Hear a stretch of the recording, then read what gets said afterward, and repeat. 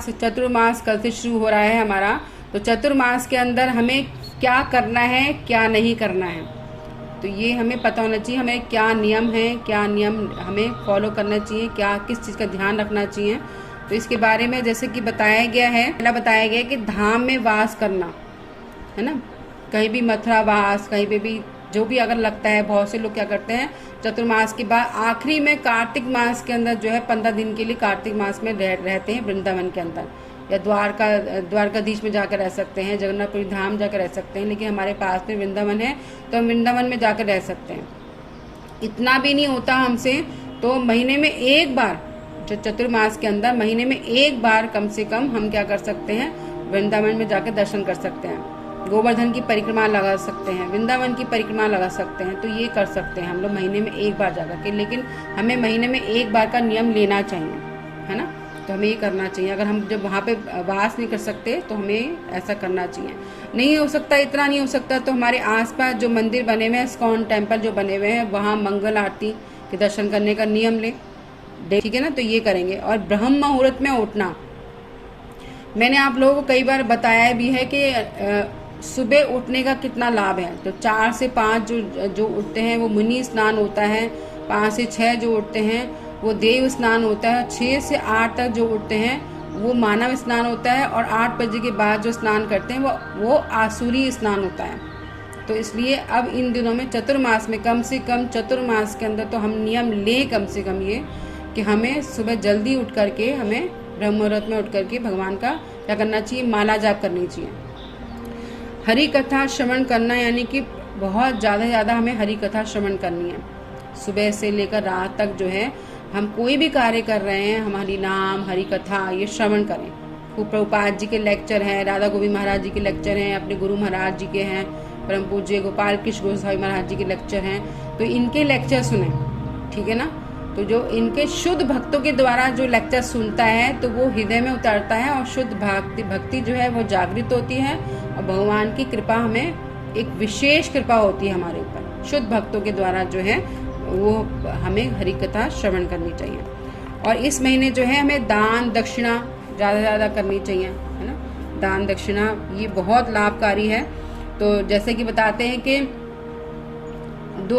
दान में सोना भी गोल्ड कर, जैसे सोना भी क्या करते हैं, दान करते हैं। तो सोना यानी कि सोना दान करना, मतलब किसी के पास ऐसा सोना नहीं है तो क्या करें, ऐसा सोना दान कर सकते हैं, नींद वाला सोना वो दान कर सकते हैं, यानी कम से कम सोएं, है ना। तो हमारा प्रयास ये होना चाहिए कि हम कम से कम सोएं, है ना। सुबह जल्दी उठ करके हमें प्रयास करना चाहिए, हमें जल्दी उठ करके भगवान का भजन कीर्तन करना चाहिए। तो इसलिए नींद हम कम से कम लें, है ना। ये नहीं कि हम बहुत दवाइयाँ खा रहे हैं तो बहुत नींद आती है, ये हुआ है। क्योंकि देखिए खाना भी, भोजन भी कहते हैं, भोजन भी जो अगर ज़्यादा करता है तो वो भी नशा है। ज़्यादा खाने से भी नशा बहुत आता है, और फिर नींद बहुत आती है। तो खाने का भी ध्यान रखिए, बहुत ज़्यादा ना खाएं, तला बुना ये सब चीज़ें, तो उससे भी आपको नींद बहुत ज़्यादा आती है। तो इसलिए जो है ध्यान रखें इस चीज़ का। और उसके बाद जो है फिर जो है भागवतम में जो स्तुतियाँ हैं, भागवतम में जो स्तुतियाँ हैं उनको ज़्यादा सुने। जैसे कि अगर आपके पास नहीं है, मैं भेज दूंगी आप लोगों को। गजेंद्र स्तुति है, कुंती स्तुति है, भीष्म स्तुति है, गोपी गीत है, इनका उच्चारण प्रतिदिन करें, गीता का पाठ करें, है ना। ये सारा का सारा जो है ये आप लोगों को करना है। ये स्तुतियाँ रोज़ हमें गानी है, बोलनी है, सुननी है हमें, ठीक है। और उसके बाद जो है अलग अलग भजन गाने चाहिए भगवान की संतुष्टि के लिए। भगवान की संतुष्टि के लिए भजन गाएंगे, हम सब कर सकते हैं। और उसके बाद जो है और जैसे वैसे तो आप लोग सब एकादशी रखते ही हैं, पूरे 12 महीने एकादशी रखते हैं। तो लोग नहीं रखते हैं उनको बताइएगा कम से कम इन 4 महीने में तो एकादशी रखें। क्योंकि जो भी आप सुन रहे हैं दूसरों को भी बताएंगे आप, है ना।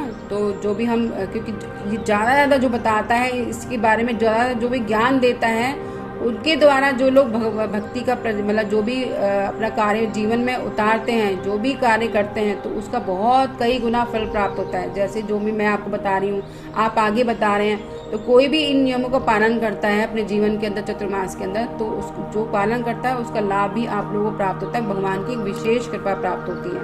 तो इसलिए ज़्यादा लोगों को बताएं कि कम से कम एकादशी इन चतुर्मास में करें। तो चतुर्मास में करेंगे तो फिर वो आगे भी करने की आदत हो जाएगी उनको, ठीक है ना।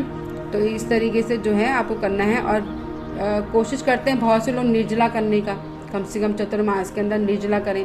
तो जिनसे निर्जला नहीं होता है तो पानी पी कर सकते हैं। पानी अगर लगता है कि नहीं हमसे पानी पे भी नहीं रह जाएगा तो फल लेकर के कर सकते हैं, है ना, फल लेकर के। और लगता है कि नहीं फल से भी नहीं रहा जाएगा, दवाइयाँ बहुत खानी पड़ती हैं, तो हम पूरे दिन के अंदर कितनी बार भी हम लोग फलाहार ले सकते हैं, चाहे कूटू चाहे कुछ भी, लेकिन अन्न बिल्कुल भी नहीं लेना है। तो ये प्रयास करना है जितना आप इसमें तपस्या कर सकते हो, क्योंकि मनुष्य जीवन है ही तपस्या के लिए, है ना। जितना तपस्या करेंगे, जितना त्याग करेंगे, उतना ही हमें भगवान का प्रेम प्राप्त होगा। और भगवान का प्रेम प्राप्त होने का मतलब यह है कि हमारे जीवन के अंदर सुख, शांति, आनंद ये हमें प्राप्त होगा, है ना। तुलसी दल यानी तुलसी जी को दल अर्पित करना, ब्रह्म मुहूर्त में तुलसी को दर्शन करना, उनके समक्ष कीर्तन जप करना, है ना, और आरती करना, तुलसी देवी को परिक्रमा करना, ये सब कार्य भी क्या करना है, आप लोगों को करना है। तो ये बार बार सुनेंगे तब उसमें से हम थोड़ा बहुत कर पाएंगे। सुनते तो हम हर साल हैं, लेकिन उसमें से करते कितना है ये भी नहीं, है ना। तो इसलिए जितना सुनेंगे उतना हमारा अंदर उत्साह बढ़ेगा और हम उसको ज़्यादा करने का प्रयास करेंगे, ठीक है ना। दंडवत करना, भगवान के आगे दंडवत करना करते ना सुबह डेली। वैसे तो आप डेली करते होंगे, सुबह उठते के साथ ही भगवान को सुबह जैसे ही उठेंगे वह दंडवत करेंगे, रात को सोते हुए दंडवत करते हैं। लेकिन अब आपको संख्या पूर्वक दंडवत करना है भगवान को, चाहे 5 बार कीजिए, चाहे 7 बार कीजिए, चाहे 11 बार कीजिए, 21 बार कीजिए, है ना। रघुनाथ दास जी कितनी बार करते थे प्रणाम भगवान को, 1000 बार प्रणाम करते थे। और वैष्णवों को 2000 बार प्रणाम करते थे एक दिन के अंदर। तो क्योंकि अगर हम भगवान को प्रणाम करते हैं तो प्रणाम, एक बार प्रणाम करने का फल एक अश्वमेध यज्ञ का फल प्राप्त होता है। तो सोचिए कि कितनी बार भगवान को प्रणाम करेंगे तो कितना फल प्राप्त होगा। तो देखिए वैसे तो वैष्णव जो होते हैं, भक्त जो होते हैं, भगवान से कोई फल की इच्छा नहीं रखते हैं। उनका फल जो होता है वो केवल भगवान का प्रेम प्राप्त करना होता है, और कोई इच्छा नहीं होती उनकी। लेकिन फिर भी भगवान देखते हैं जो भी भक्तों की जो रिक्वायरमेंट होती है वो पूरा करते हैं, जो भी इच्छा होती है वो पूरी करते हैं। तो फिर क्या बताया गया है कि प्रतिदिन दीप दान करना तुलसी को, विग्रहों को, है ना। तो ये तो बताया है। वैसे भी आप लोग करते ही होंगे, सारे भक्ति यहाँ पर सुबह शाम दोनों टाइम दूध डालते होंगे। कार्तिक में विशेष बताया गया है कि हमें मिट्टी का दिया लेकर के भगवान को दीपदान करना चाहिए, है ना। वो फिर हम कार्तिक में दोबारा से आपको रिमाइंड कराएंगे सारी चीज़ों के बारे में, क्योंकि 3 महीने अभी हम लोग बड़े उत्साह के साथ सब कुछ करेंगे, हम सारे कार्य करेंगे उत्साह के साथ। लेकिन फिर उसके बाद अगले महीने थोड़ा डाउन हो जाएंगे, 2 महीने हमारे ऐसे चलेंगे। फिर कार्तिक में फिर दोबारा से हम आपको फिर जागृत करेंगे कि कार्तिक आ गया है, कम से कम 3 महीने नहीं करा तो कम से कम इस महीने आपको करना ही करना है। तो फिर आपके अंदर उत्साह आएगा।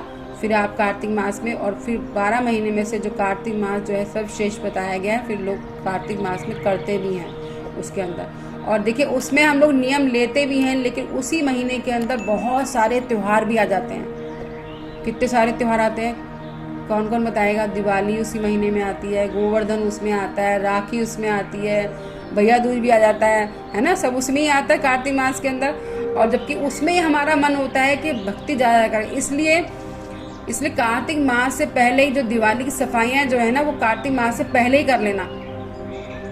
ये सब दिवाली की सफाइयाँ कहीं आप लोग सोचो कि तभी शुरू करें, इसलिए पहले ही सारी सफाइयाँ वगैरह कर लेना, ताकि कार्तिक मास में आप फ्री रहें भगवान का भजन कीर्तन करने के लिए, जाप करने के लिए, जाप करना, भागवतम पढ़ना, तब हम लोग फ्री रहें। तो उसका पूरा पूरा लाभ प्राप्त करें हम लोग। वैष्णव की सेवा करना, वैष्णव घर में बुलाना, उनसे हरिनाम करवाना, हरि कथा श्रवण करना, उनके उशिष्ट को ग्रहण करना, दान देना, चरण स्पर्श करना, उनको प्रसन्न करना। तो इस तरीके से उनके उपदेशों का पालन करना, ये सारे कार्य जो है हमें करना चाहिए, है ना। तो ये समझना चाहिए, हमारे मन में ये नहीं होना चाहिए कि अरे कहाँ है आजकल वैष्णव, कहाँ है आजकल, कोई सब ढोंगी है, कोई गुरु नहीं है, कोई वैष्णव नहीं है। तो इस तरीके से सोचना भी हमारे लिए जो है वो अपराध बन जाता है। तो ऐसा नहीं सोचना चाहिए। जो भी कलयुग के अंदर 4 नियमों का पालन कर रहा है, भगवान के पहचान में लगा हुआ, वो शुद्ध ही है ना। तो इसलिए हमें इतना दिमाग नहीं लगाना, और उनको ये मान सम्मान यथारूप उनको करना चाहिए। ब्रह्मचार्य का पालन करना है, गृहस्थ में रह करके हमें जो है 4 महीने तक गृहस्थ का बताया गया है कि हमें ब्रह्मचार्य का पालन करना है। और निद्रावस्था यानी शरीर को जितना आवश्यक हो उतना सोएं, नहीं तो क्या होता है, ज़्यादा सोने से क्या होगा। और सोने का भी बताया गया है कि हमें चटाई पे सोना चाहिए, लेकिन जिसकी लगता है कि हम चटाई पे नहीं सो सकते तो दरी पे सोएं, दरी पे नहीं तो गद्दे पे सोएं। ज़मीन पे सोने का एक नियम लेना चाहिए। तो अपने शरीर को देख कर के, अपने स्वास्थ्य को देख कर के हर कार्य करना है ना। तो कर सकते हैं तो बहुत अच्छी बात है, ठीक है। और वैसे कहते हैं भक्ति के मार्ग पे तीव्र ही होना चाहिए हमें, ये तीव्रता है, यही समय है चतुर्मास के अंदर हमें ज़्यादा जो भी करना चाहिए इसी 4 महीने में करना चाहिए, ठीक है। और बताया कि झूठ नहीं बोलना, झूठ तो वैसे बोलना ही नहीं चाहिए, लेकिन चतुर्मास में खास तौर पे ध्यान रहे, क्योंकि हम हर पल झूठ बोलते हैं। बेटा मम्मी से, बेटा आंटी से बोलना मम्मी घर में नहीं है ना। फ़ोन पे बोल देते हैं, वो बेटा मम्मी आंटी को कहते कि मम्मी ना काम पे लगी हुई है, चाहे सो रही होंगी आराम कर रही होंगी, है ना। तो मतलब हर पल हमारे मुंह से झूठ निकलता है। एक एक क्षण हमारा बहुत कीमती है, हमें हर पल जो है भगवान के जपा में ध्यान देना है, बेकार की बातें नहीं करनी। इतना जप कर कि व्यर्थ की बातों के लिए समय ही ना बचे, है ना। तो इतना हमें हर वक्त ये चीज़ का ध्यान रखना है। और ये बता ही दिया है कि अब पहले महीने में हमें क्या है, पत्तेदार सब्जी छोड़नी है, दूसरे महीने में दही, तीसरे महीने में दूध और चौथे महीने में हमें व्रत की दाल ये छोड़ना है। इसका हमें क्या करना है, ये एक तरह की फास्टिंग है, व्रत है, ये व्रत है, ये व्रत भी हमें ध्यानपूर्वक करना है, ठीक है ना।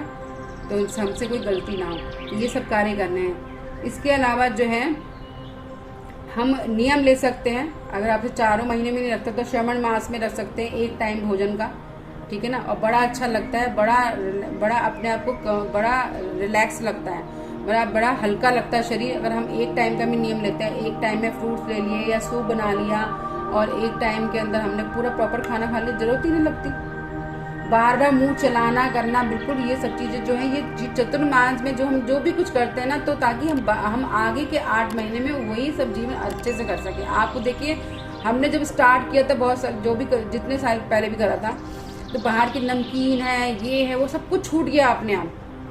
ये बार बार मुंह चलाना करना अपने आप छूट जाएगा, आपका मन ही नहीं करेगा कुछ भी खाने का। 4 महीने में आपकी ऐसी आदत पड़ जाएगी कि आप व्यर्थ की चीज़ें खाना ही बंद कर देंगे। चाय कॉफ़ी ये तो पीनी नहीं है, ये सब कैफीन होता है इसके अंदर, व्रत टूट जाते हैं इससे। तो प्रयास करें कि चाय कॉफ़ी वगैरह ना पिए। इसके साथ हम लोग कभी नमकीन खा रहे हैं, कभी बिस्किट खा रहे हैं, कोई कुछ कर रहे हैं, तो बार बार मुँह चला रहे हैं, है ना।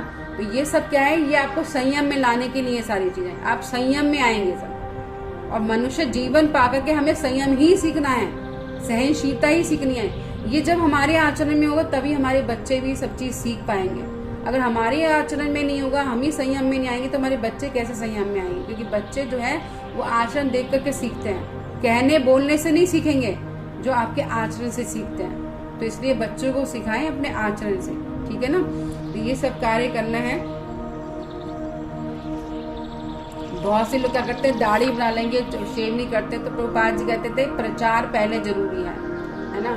तो ये कहीं भी नहीं ऐसे बोला हुआ कि दाढ़ी नहीं बनाना। ऐसे तो हरिविलास के अंदर बहुत कुछ है, इतना कुछ है, नेल्स नहीं काटना, दाढ़ी नहीं बनाना, लेकिन ऐसा कुछ नहीं। प्रभुपाद जी ने कहा है कि अगर आप प्रचार में लगे हुए हो तो आप इन चीज़ों में नहीं पढ़ेंगे। क्योंकि अगर आप कहीं कॉलेज में लेक्चर देने के लिए आ रहे हैं तो दाढ़ी बढ़ा के जाओगे तो कितना गलत प्रभाव पड़ेगा। नहीं, आपने सब चीज़ों का ध्यान रखना है।